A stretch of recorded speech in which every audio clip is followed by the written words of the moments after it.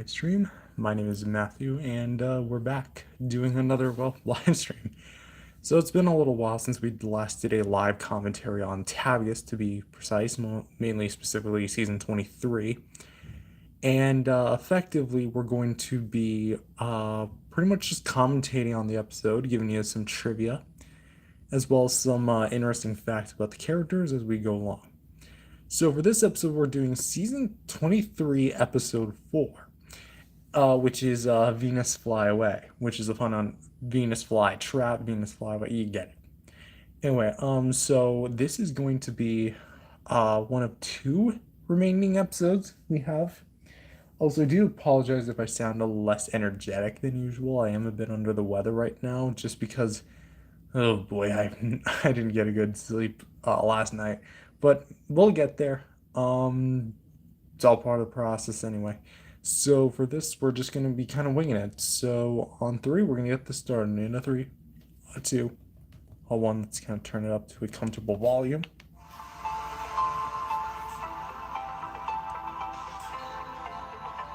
The intro.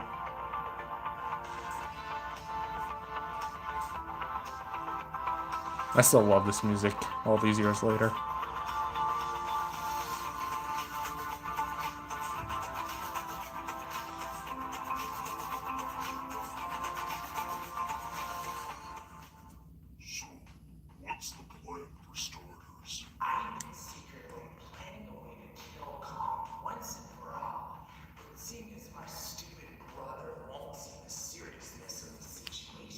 So of course here we are pretty much picking up right where we left off from the last episode from season 23.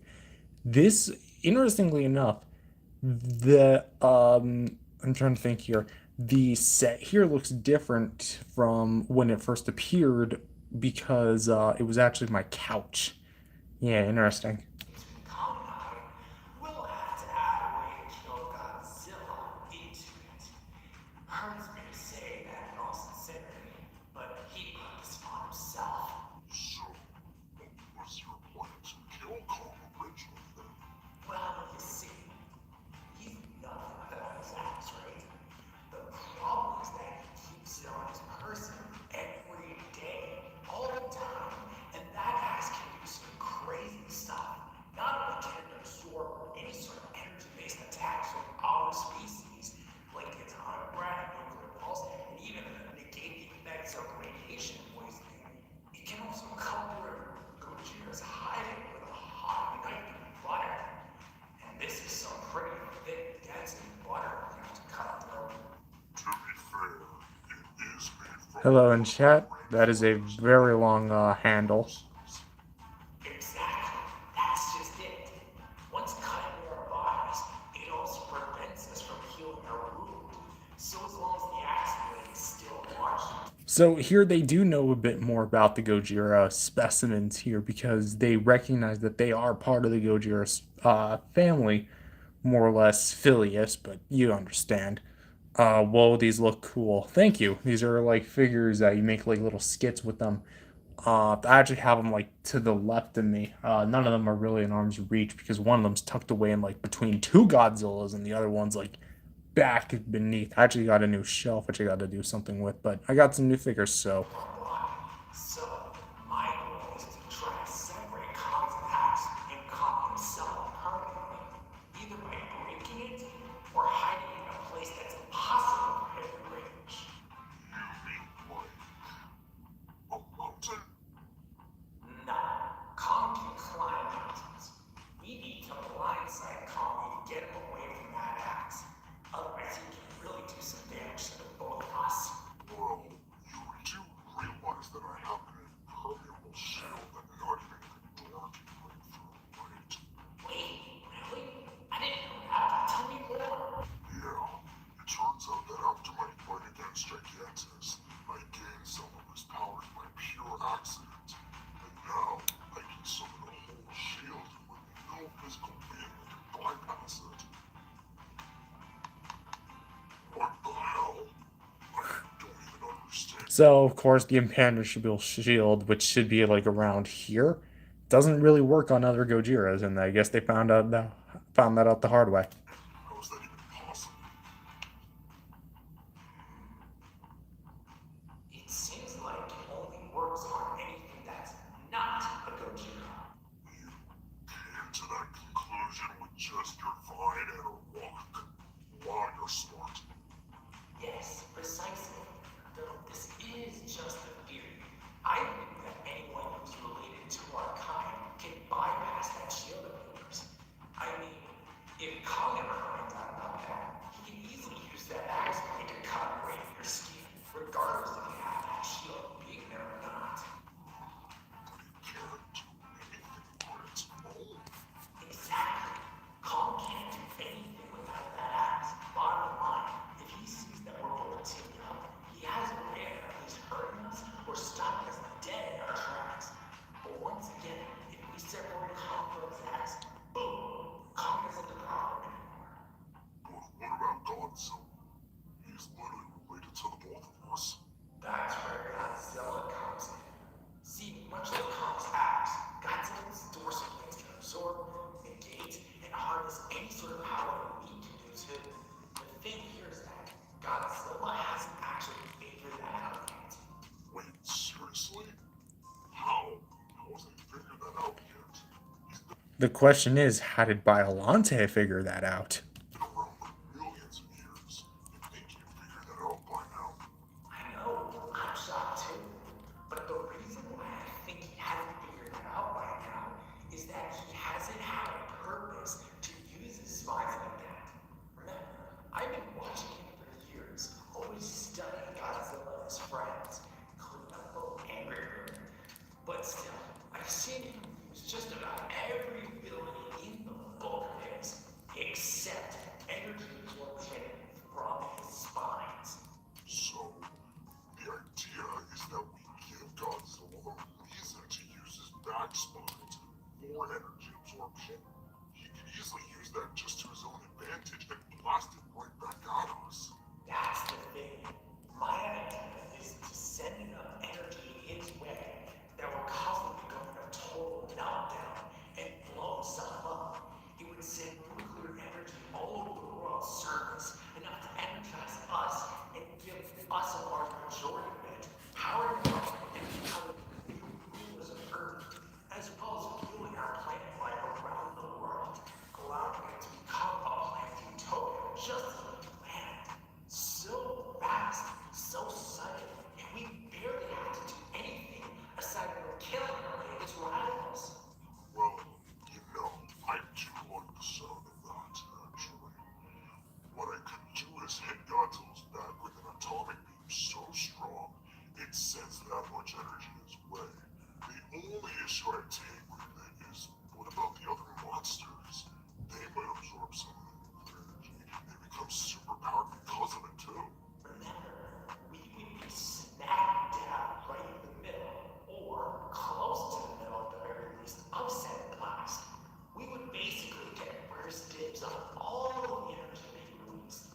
The rest of the energy would be sporadic, but enough to cover the world's plant life. Not nearly enough for a kaiju to absorb, let alone turn into a super farm. Alright, well, what do we need to do exactly first in order to get this started smoothly? First, we go after that wretched monkey. This is personal to me, so he's mine. Let me help you with Kong. His kind doesn't deserve to live up to what he did to mine. I don't care if Godzilla says himself that the war's over. So, of course, Phileas was also a part of the big Titan War that happened all those years ago, so this is, at least to an extent, personal to him as well. The war's over until all members of Kong's kind are dead, including Kong himself. Alright, fine. But I get the killing blow. Now, let's locate Kong and move in from there. And there we were, stranded on Mars for literally weeks. I was nearly starved to death, and even ate gear standing on this hill thinking it was spaghetti. So, reference to season 2. My, how did you guys even come back alive? Little Red built us a spaceship, a few of them actually, and we got home and saved the day. Damn, I wish I could have been around to see that. Kong, with all due respect, at least what little is overdue left, you would not have lasted a day out in space. Godzilla, please. We faced intergalactic gods, went toe-to-toe with gigantus, fought Scar-Can across the world, and went to the Hollow Earth several times. I think I could handle myself in space. Alright then, let me ask you this one simple question. How do you breathe in space? It's a good question. Either way, it's nice to know that you guys are back here safe and sound, even if it was like 14 or something years ago. Speaking of which, I only caught a brief glimpse of it, but I saw a huge meteor come a few days ago. Did you guys see what it was? Oh, that meteor. That was Gamera. Gamera? Wow, I haven't thought of him for a hot minute. And what was with the way you said it? Sounded like you were disappointed. Well, we had an encounter with Gamera earlier, and he tried to kill me, thinking that I was a threat. Godzilla stopped him, and now neither of us want to see him again. The last time we did see him was when he flew away. We don't know where to, and I doubt that you saw where he flew if you didn't even know he was here. Oh, sorry to hear that. Seems like every person these days who meets you just wants to kill you right off the hop. This monkey's been through it all. Giant Hello. mess, time travel, space and time gods, another version of himself, and me. Especially me. Of course, downplaying Kong and then proceeds to uplift him. I don't see the logic there, Zilla. And I single-handedly survived each and every last one of them. Kong, every time you and I fought, I either killed you or got close to killing you. I like your videos. Thank you so much. Earlier today, after you just snapped your own neck. Hush, we do not mention that. But that aside, I'm honestly kind of surprised you didn't just come down and try to kill me on your own accord, Mothra. You better not cross my bad side, Kong. Otherwise, you'll be the next nest for my set of babies. Wait, next? I know that last part was a joke, but did you ever lay more than one egg in the past? Why, yes, actually. I've laid more than 3 eggs in the past few years alone. I'm really not sure if any of them hatched yet, so maybe I'll check upon them once all this is all over. Wow, would you look at that? I guess I'm an uncle to even more nephews and or nieces out there. And Uncle to even more? Who do you already have? Well, there's my nephews Godzuki, Shin Jr., who grew out of Shin Godzilla but later merged back with him. I don't know, it's complicated. And of course, Phileas. Shin Jr. obviously being from the earlier seasons of TABAGS because, like, it was just a character I brought on and then I realized there's nothing to do with him, so I just decided to merge him back with Shin. Jr., more precisely. Wow, Godzuki, Shin Jr., and Phileas Jr. You Gojiras were never the most creative when it came to naming your kids, were you? Still beats having every member of a certain gender within your own species all sharing the same name as each other, doesn't it, Mothra? Are you asking me to impregnate you? Oh, no, not at all. That smell. You guys smell it too, right? Smell? What are you talking about? That smell. It smells like bananas. Kong, don't be ridiculous. I don't even smell any bananas, and you know my senses are more powerful than yours. Well, great. There goes Kong. This was kind of like a little subtle nod to the Donkey Kong lawsuit that Universal and Nintendo had in the 80s, where they threatened that Donkey Kong was a ripoff of King Kong, but after previously arguing that King Kong was in the public domain, it went in rule favor with Nintendo. Did we follow him? Thank you for the I'm not hearts, sure by the way. that's normal for him. No, let him be. It's not like we even needed him for this plan for Violante anyways. He was out to kill my sister, not stop her. So I don't see how he would have been any use to us anyhow. Besides, it's not like he's in any real danger if he's smelling bananas of all things. Well, if you say so. So that was TABAGS Season 23, Episode 3. Actually, I don't really think there's anything interesting about the credits this rolled around.